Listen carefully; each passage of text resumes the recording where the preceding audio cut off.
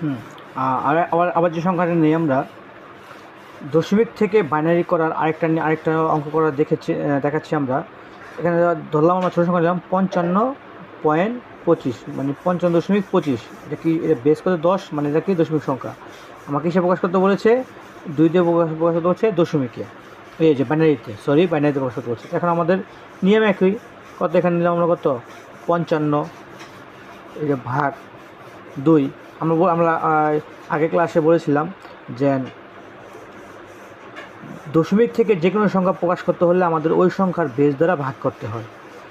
পূর্ণ সংখ্যাকে 2 দিয়ে ভাগ, আর দশমিক সংখ্যাকে মানে ভগ্নাংশ সংখ্যাকে 2 দিয়ে গুণ করতে হবে।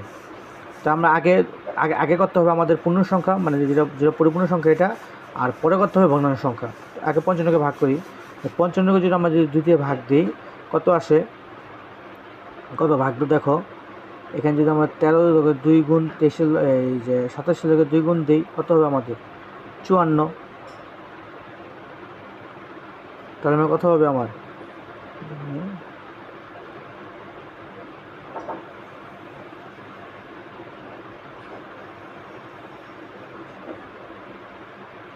54।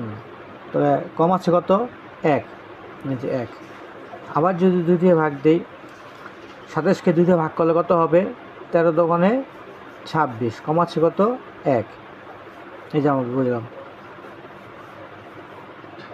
2 13 গুণ 2 কত আমার 26, কম আছে কত 27 থেকে 26 কম আছে কত 1, এই 1।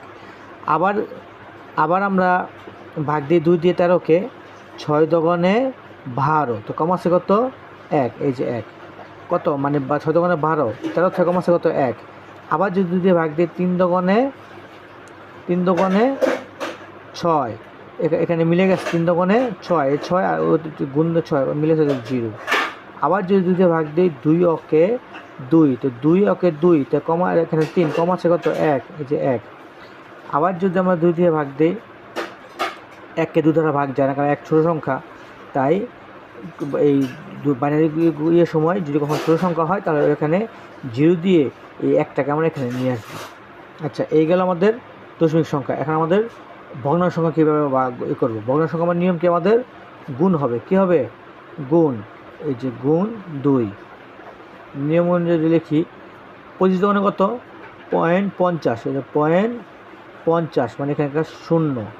আবার যদি 2 দিয়ে গুণ দিই কত হবে 1.00, তা এই 0 সাথে আর গুণ যাবে আর যায় না, তার অঙ্ক এখানেই আমাদের শেষ অঙ্ক।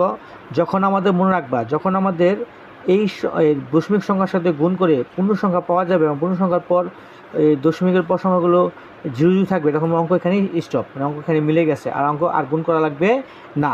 তবে অঙ্ক সাজাবো কীভাবে, এই 55.25 এই 10 = 2, এটা নিয়ম আমরা কী বলছিলাম, নিচ থেকে উপরে যাবে, নিচ থেকে উপরে গেলে আমাকে নিচ থেকে লিখি 1 1 0 1 1 1 পয়েন্ট, ওইটা উপর থেকে নিচে, তো কী হবে 0 1, এই 2।